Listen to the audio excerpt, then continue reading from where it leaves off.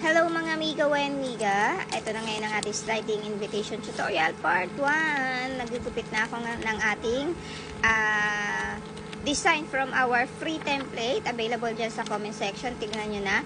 And also don't forget to follow our Shopee account para sa ating Shopee Live and also our FB account na rin. And don't forget to comment and like this video. Share nyo na rin. Ayan. So nag-i-score na ako ngayon. Sa harap na ako nag-i-score ng design. Medyo dahan-dahan lang dahil masisira yung print out. Hindi ko kasi magawa mapantay sa likod. Ayan, ngayon magbubutas na tayo ng dadaanan ni bride. So, sinagad ko siya dun sa edge ng design. Ayan o, kung makikita nyo, nasa edge. Ayan, so sakto dun sa may bulaklak dito, sinagad ko. Ayan, so kailangan makita mo tong video na to para alam mo yung sikreto. Kasi dun sa template, hindi siya sagad. Ayan, so maglalagay na ako ng double adhesive tape.